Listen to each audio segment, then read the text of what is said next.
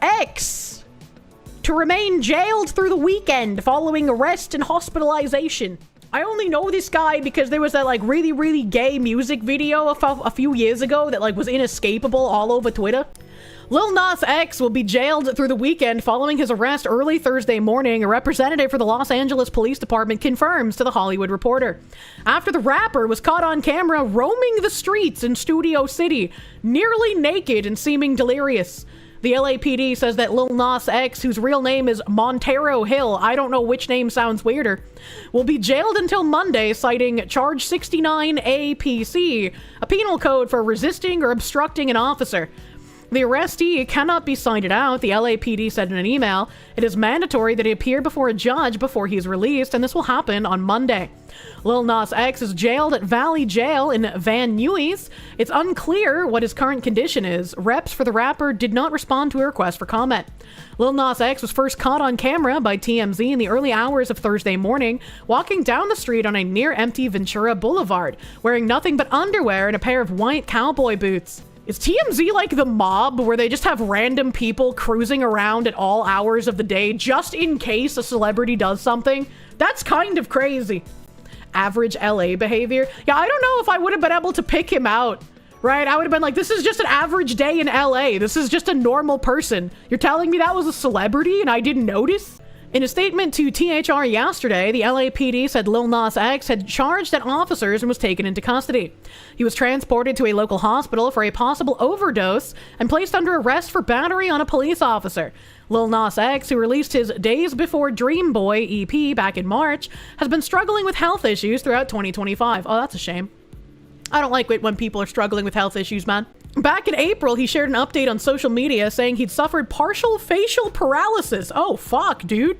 A month later, he had to cancel a headlining appearance for West Hollywood's Out Loud Pride Music Festival. One source tells THR that a similar mental health issue had contributed to him pulling out of the event. Having partial facial paralysis doesn't sound like a mental health issue. That sounds like a physical health issue. I mean, like, I guess it could be both, right? But, like, that doesn't sound good, man. At the time the cancellation was announced, the festival said in a statement that we've been in close contact with Lil Nas X and his team regarding an ongoing medical issue. After my recent hospital visit, I, like all of you should, must prioritize my health and getting back to 100%, the rapper said in a statement at the time. Old Town Road rapper Lil Nas X has been charged with battery on a police officer after he was arrested and hospitalized in Los Angeles. Well, there's video of him, and here he is just walking the streets. The artist, whose real name is Montero Lamar Hill, he was arrested yesterday morning after he was seen in a video first obtained by TMZ, wandering down the street, acting erratically, saying crazy things, and not wearing much but his underwear and a pair of cowboy boots. He reportedly punched an officer twice in the face. Can we be real honest? If he hadn't assaulted an officer, this is literally just classic LA behavior. Like wandering around in underwear and cowboy boots, that's not weird at all for LA. That morning, and that led to his arrest. Police say he was also taken to the hospital, maybe for a possible overdose. Lil Nas X is still behind bars at this time. His reps have not commented on the situation. We hope he's well. Yeah, that was at 5 in the morning, and he's obviously going through something, some type of episode of that, whether it's drug-induced or some type of other mental issue. Not good. We wish him well. Man hospitalized after fiery crash on access road to I-4 US 92 in Tampa. According to the Florida Highway Patrol, the man lost control of a dump truck he was driving as it overturned and caught fire afterwards. Why? What was in the dump truck that it caught fire? A 54-year-old man was hospitalized Saturday morning after he lost control of a dump truck he was driving and crashed into a median wall in Tampa, according to Florida Highway Patrol. FHP said the crash happened at 9:20 a.m. on the access road from US 301 to I-4 West and US 92.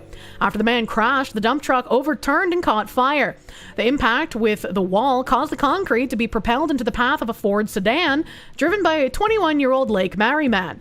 As a result, the sedan struck the concrete debris and came to a final rest along the shoulder of the highway. And according to two troopers, the two men both suffered non-life-threatening injuries in the crash. However, the 21-year-old man was not taken to the hospital. Damn, that's crazy. That's a lot of fire. Damn, it's like sliced in half almost looking. What the hell? That's kind of nuts. That's kind of nuts. A lot of pictures. And yeah, it doesn't say whoops the man was, just that he was 54. A little weird. 2 semi-trucks crash on Turnpike, resulting in fire. 1 driver airlifted to the hospital. Damn. Am I glad last year when 2 semi-trucks crashed in front of me, I didn't have any issues. Today's top stories, including some breaking news. We're tracking an injury crash out on I-80. That's the Ohio Turnpike eastbound, right around mile marker 78. So between the Stony Ridge exit and Elmore exit, you can see here, this is eastbound. 1 lane basically is closed. You see to the right of the screen there, a semi burned out. There were 2 semis actually that crashed. We do know that there was an injury there. The Ohio State Highway Patrol is investigating. We're expecting more information soon from them. But as of right now, the I-80, the Ohio Turnpike eastbound, is open, but slow-moving traffic through there right now. And it says Elmore, Ohio. At least 1 person was taken to the hospital after a crash involving 2 semi-trucks on the Ohio Turnpike in Wood County Thursday morning. This was a couple of days ago. According to Ohio State Highway Patrol and dispatchers, the crash occurred on I-80 eastbound near exit 71 and involved 2 Volvo semi-trucks. 1 truck rear-ended the other truck, and one of the trucks caught on fire. Jesus fuck, man. How did they catch on fire so easily? Another semi-driver pulled the driver of the burning semi out of the vehicle, and they were transported to the hospital by air ambulance. As of 8:45 a.m., authorities told WTOL 11 the crash was still an injury crash and not fatal. Well, that's good. That's good it wasn't fatal. And if those 2 burning trucks weren't enough for you, we have vegan firefighter hoses down burning tractor trailer carrying 40,000 pounds of ribeye steaks. It's been a total loss. Now, why did they have to specify that the firefighter was vegan? Because if the firefighter had refused to put out the fire because they were steaks on fire, he would have been fired, because that would have been a ridiculous fucking thing to do, right? So it's a little goofy that they have to include vegan in there. A probationary firefighter at a rural fire department in Missouri had a unique experience when responding to her first fire on Monday, of course. The Doolittle Rural Fire Protection District, located in the very small town of Doolittle, said it has 1 vegan, and that happens to be Jenna Ulrich, a new firefighter whose father is also a firefighter. Ulrich was working on Monday morning when the department received a call reporting a tractor-trailer fire on Interstate 174 eastbound. The catch, the truck was carrying 40,000 pounds of ribeye steaks. Ulrich was stationed on the hose line during the ordeal and can be seen spraying water on the beefed-up Inferno. In the video posted online by the department, her dad Glenn was working beside her. Nothing says welcome to the fire service like sending the probie to put out 40,000 pounds of flaming ribeye, the district joked on Facebook. Despite a job well done on the firefighters' behalf, the department said the steaks were a total loss. This is not the first time the small department has been called to extinguish flaming trailers carrying food. In June, a tractor trailer fully loaded with onions caught on fire, resulting in another total loss. Damn. They had to put out an onion truck and a steak truck? That highway was smell fucking amazing. Well done. The trucks have tanks of fuel near the cabin, so when accidents happen, they often catch fire. That's real unfortunate, and also real dangerous. You could say it'd be a crying shame. Indiana Attorney General bans companies adhering to DEI from state business. Indiana Attorney General Todd Rokita announced his office will review all state government contracts to determine if private businesses practice DEI requirements with their employees. No one gets a free pass for unlawful discrimination just because they claim to have good intentions, said Rokita, indicating he was working to eliminate the terrible diversity, equity, and inclusion known as DEI nonsense. State Senator Greg Taylor, a Democrat from Indianapolis, disagreed. Wow, I'm shocked. It's never been nonsense, he said. It's been very beneficial to the state of Indiana for the last 20 years. Rokita said he was targeting DEI practices that treat people differently on the basis of race and sex when recruiting, hiring, promoting, and conducting other employment activities.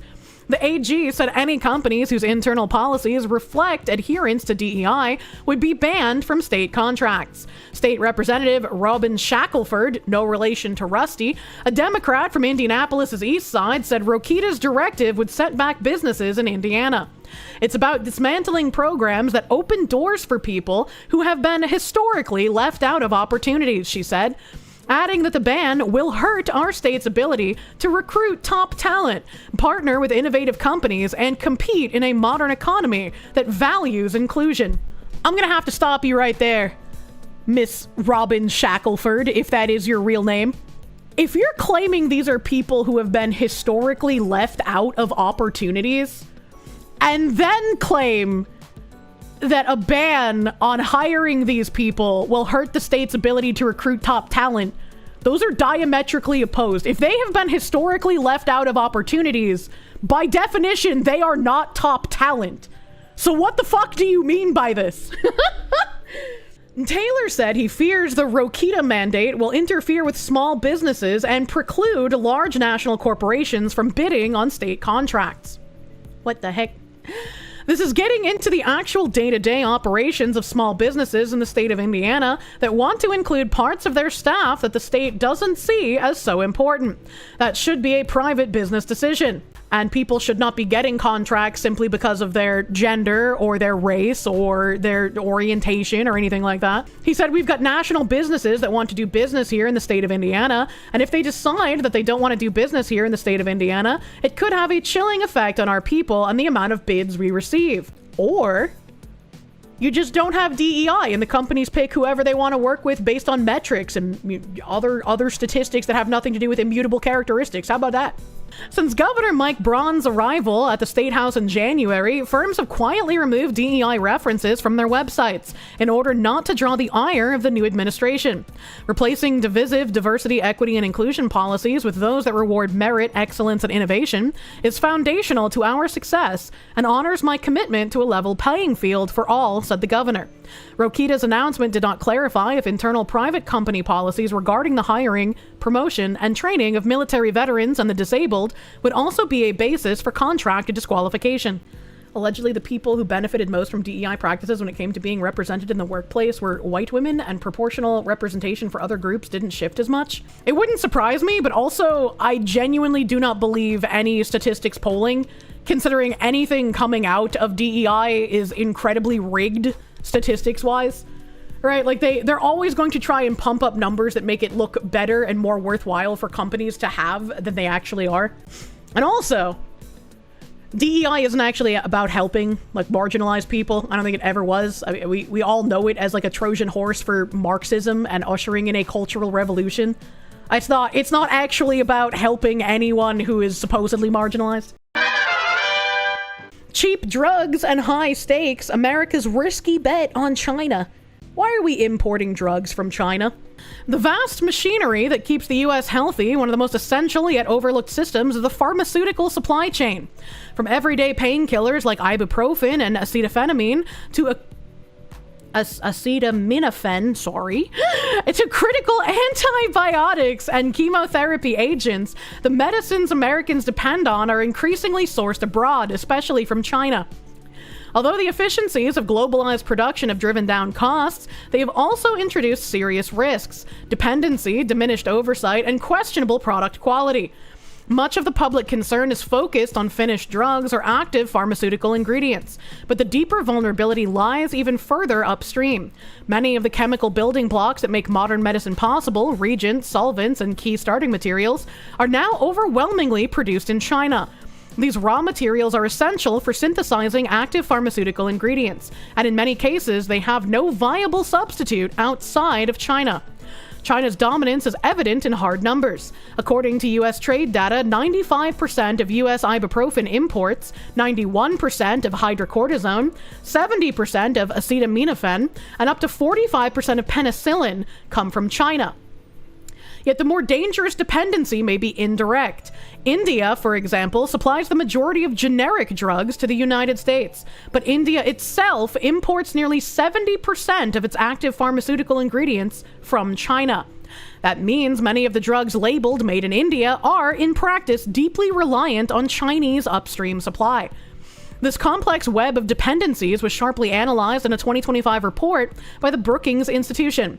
The authors argued that while the aggregate exposure of U.S. drug volume to Chinese-made active pharmaceutical ingredients is likely below 25%, such averages obscure acute vulnerabilities in certain drug categories, especially antibiotics and chemotherapy agents. Their findings also revealed a troubling misconception: the idea that simply shifting active pharmaceutical ingredient production to the U.S. would eliminate risk. In reality, unless the production of upstream chemicals is also relocated or diversified, the core vulnerability remains. So I guess the only way you'd be able to fix this is to move the base chemicals needed to make the other drugs back to somewhere like the United States instead of relying on China and India for it, which... call me crazy, but I feel like relying on other countries, especially a country that is a rival like China, to supply you with non-fucked up pharmaceuticals to keep your population healthy, that just sounds like a bad idea. That just sounds like a poor strategy to rely on a rival to give you non-contaminated material. In fact, Brookings highlighted that more than half of India's solvent and reagent inputs used for making the drugs later exported to the US come from China. Furthermore, India lacks domestic infrastructure for some high-risk processes like fermentation, essential for many antibiotics, and fluorination, used in synthesizing cardiovascular and psychiatric drugs. Over time, these environmentally hazardous or technically demanding operations have been outsourced almost entirely to China, not just for economic reasons, but because of regulatory and safety complexities. China has far less regulation and safety than anywhere else. So that makes it a little bit even scarier that they're just like, yeah, we're having these operations outsourced so we don't have to have as many regulations on these medications that people are going to be ingesting. Meanwhile, quality control issues associated with Chinese-made generics continue to raise alarm. Reports have documented instances of ineffective anesthetics, blood pressure medications that fail to reduce pressure, and non-functional laxatives. These are not rare outliers, rather, they reflect structural deficiencies, inadequate regulatory oversight within China, and a procurement system that prioritizes cost over quality. China's centralized drug procurement program awards contracts to the lowest bidder.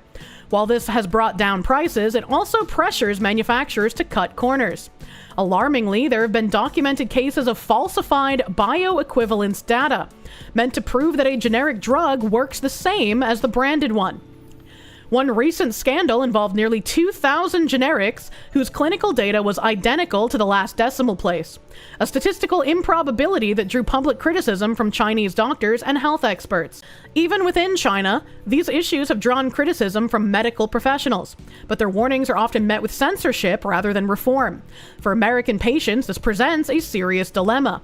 While the U.S. Food and Drug Administration oversees drug safety, its inspection presence in China is minimal. Many production sites are rarely, if ever, inspected, and pharmaceutical companies are not currently required to publicly disclose where their ingredients come from, leaving patients, physicians, and even regulators in the dark. Given the scale and complexity of the threat, mitigating this exposure requires a comprehensive strategy. I'm a little, like, dumbfounded at this. Like, I get that everyone wants to, like, push their manufacturing and their ingredients and stuff to the places where they can get it the absolute cheapest, but just because it is the cheapest doesn't mean that it is good, and oftentimes it is the opposite of good. As I don't know, man, that's kind of scary. Incentivize domestic manufacturing. The U.S. must invest in restoring domestic production, not only of finished drugs and active pharmaceutical ingredients, but of the essential chemicals and raw materials that feed the entire process. Without this, onshoring becomes a shallow solution. Enhanced transparency. Companies should be required to disclose the origin of active pharmaceutical ingredients and key inputs. This would allow government agencies and health systems to identify choke points and plan around them. Increased FDA oversight abroad. The number of FDA inspectors stationed in foreign countries, especially in China, must be significantly expanded. Regulatory oversight cannot be optional. I don't know, I don't really trust the FDA too much. They kind of fuck around a bit themselves, you know? Develop strategic stockpiles. The federal government should build and maintain reserves of essential medicines and their components, similar to the Strategic National Stockpile, to buffer against geopolitical shocks. And partner with allies. Rather than trying to build an entirely self-sufficient pharmaceutical system, the US should collaborate with trusted partners such as Japan, South Korea, and Germany to create a diversified and resilient international supply chain. Which, yes, I agree. Partnering with allies instead of rivals just makes a lot more sense. I don't know, like, come on, man. Support advanced manufacturing. Technologies such as continuous manufacturing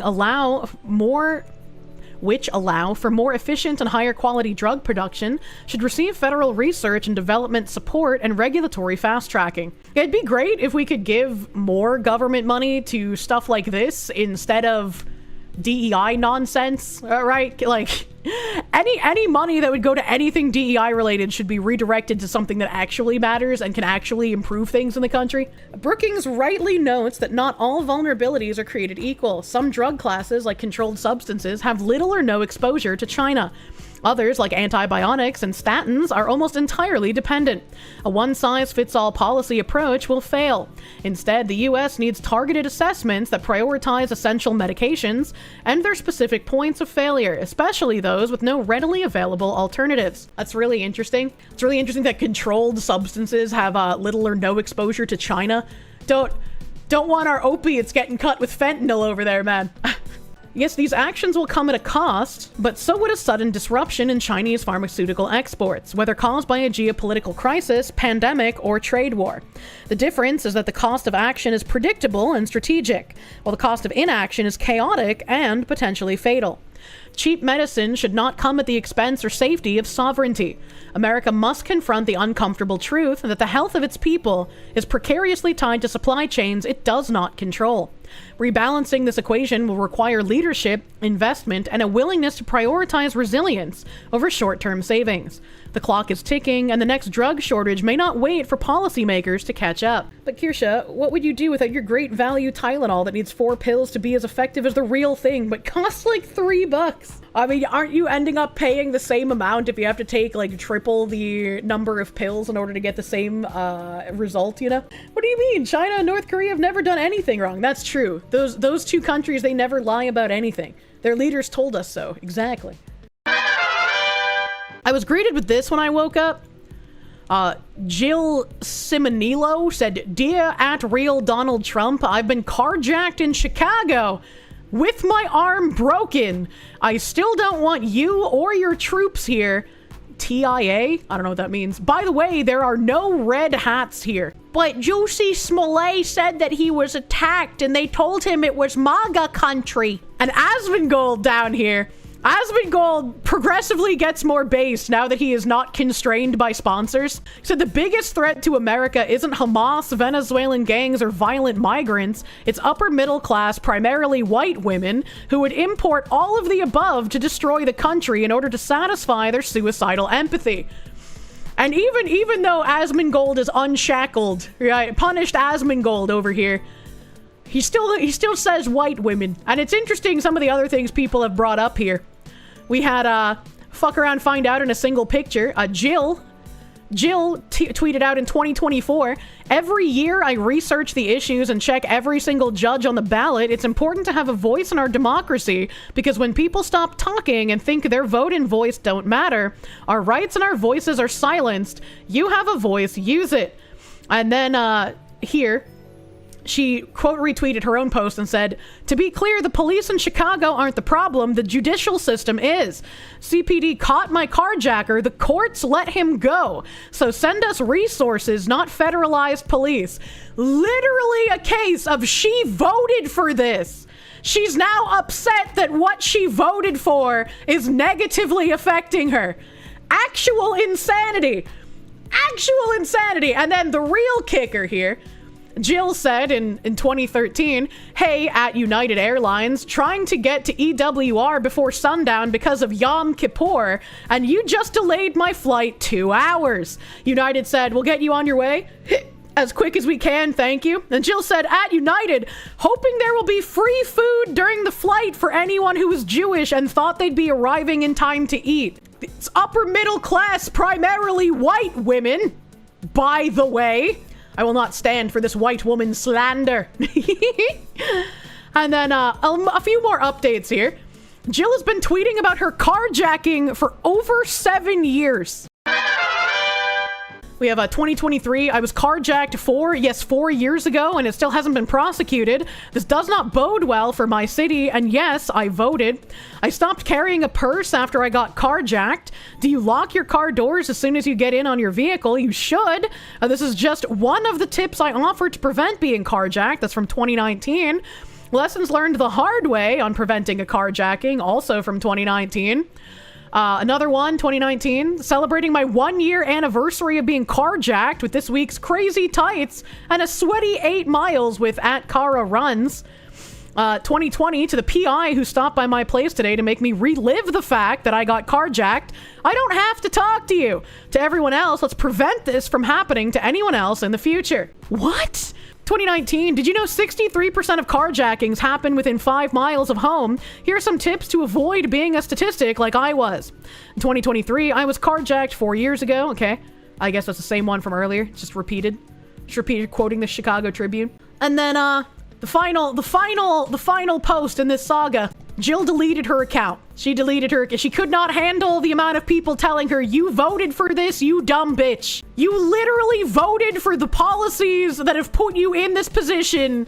You absolute brain-damaged mongoloid. Holy fuck. Stop talking about me, the carjacking. I want you to prosecute. Go find my carjacker." Can't believe they would give advice like that as if the victims are to blame for being carjacked. Doesn't she know that we should instead be telling people that carjacking is wrong? Exactly, man. This couldn't be any funnier. I did not expect this. @Joe Bartosh, journalist, words in Telegraph. Imagine being a journalist. The Times, Unheard, Mail and More, assistant editor at The Critic, co-author of Pornocracy, is the one who called me a man multiple times, who I filed the UK police report on. Good. Based. Fight these people with the system they fucking created. And the guy is her co-writer, who famously said watching child sexual abuse material doesn't make you a pedophile. Hey, where have we heard that before? Where have we heard that before? I don't know, from the people who claim to have POCD. Sometimes you just watch it to see if you might be a pedophile, but you know, that doesn't mean you are one. But apparently all anime does. These are the people who @MelTankardRiced and @Collective Shout work with, reference, and hang around. So this is yet another group of hyper-insane feminists connected who are trying to label me, Savvy, as a man. This is who progressive governments listen to because they are providing the framework for government overreach. I would say this is hilarious and shows how small the earth really is, but the fact that governments are moving towards censorship is scary and depressing. And here's male allies challenging sexism being retweeted by Melinda Tankard-Riced, Joe Bartosh, and Rob Jessel, Michael Conroy, Clarice Sadi, James Roberts, Professor John Pike, filmmaker Vaishnavi Sundar, and Chris Green. There's a bunch of names of people. And male allies challenging sexism, saying Mel Tankard-Riced and Caitlin Roper from Collective Shout finalized the Max 2025 program. They'll talk about the TikTok to OnlyFans pipeline and AI/nudifying apps. 20% off expires at midnight. We're feeling very grateful to have you here. And this is the Focusing on her research into the TikTok to OnlyFans pipeline, Melinda will expose how the sex trade has undergone a spectacular rebrand online, where young girls in particular are offered a life selling sexual labor that is positioned as aspirational, desirable, and liberating. I mean, I'm not gonna argue with her on that point. Like, she's completely fucking right there. But, like, the censorship is not the answer. Prostitution is the world's longest profession for a reason. If the majority of women are seeing prostitution, whether virtual or otherwise, as a genuine career path when they turn 18, that should tell you that something economically is wildly fucked. Mao's Cultural Revolution Redux is being undertaken. They'll use the various monopolies and nexus corpos they can suborn to gain control. And it's like the cancel culture nonsense was just part one to demoralize and shut up people who were speaking out against this decades ago. Right now that they can go to government backing, it should have really been much more of a red flag when people like Anita Sarkeesian were actually allowed to speak at the UN. That is an insane thing that I still cannot believe happened. You find it frustrating that both far leftists and tradcons are uniting to try and censor pornography? Why does the damn horseshoe theory just add to this shit? And it's like, I get it if you think porn bad. I'm not a huge fan of porn myself. But if you can consume something in moderation, that should be fine. You should be teaching people, like, hey, this is something that can be dangerous. This can harm you personally. It can harm your mental. It can harm your future relationships. It can harm the people that you see taking part in some of the pornography, right? Like, you can tell people that these are bad things, and some people are still gonna make goon caves. You can't stop that. Prostitution is going to continue until the fire death of the universe. You know, like, it's never gonna stop. But you can teach people to have moderation, to have ability to, like, what's the word I'm looking for? Like, not self-reflect, but self-maintain, I guess. You know, just have the awareness to not imbibe too much of something. The feminists keep blaming men for prostitution, never take responsibility for the decisions of women. No, men share responsibility in this. Like, who's buying the OnlyFans, man? It wouldn't be such a lucrative thing that women are thinking about as soon as I turn 18, let's open an OnlyFans, if there weren't legions of men waiting to buy it. You know? So, like, yes, prostitution bad, the women who do it bad, but the men who are buying it and making it so profitable, also fucking bad. Primary consumer of OnlyFans is married men, if OnlyFans is to be believed. Jesus Christ. It's the case that only men get blamed? Yeah, I mean, society-wise, they say it's men's fault for buying, but the women who provide it are empowered, and that's a completely nonsensical diametric. If you're going to blame the men for ruining society by buying the OnlyFans, logic would dictate that the women who are supplying it are also responsible for that degradation. It's like, you can't have one being empowering and the other not be. What you're saying is society shouldn't glorify the suppliers? Oh, absolutely. It's weird that they're glorified. This is Robert Jessel saying, you'd be surprised in the search for the new, porn makes straight men go for gay stuff. All you fucking Fuda lovers, you degenerate pieces of shit!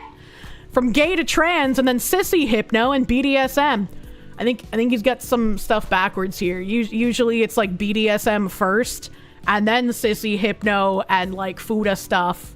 And then the men are like, why don't I just become the woman? Chapter 2 of our forthcoming book is all about this. Watching child sexual abuse material doesn't mean you had a latent desire to abuse kids. It means your reward system went haywire. Same for violent/degrading pornography. What?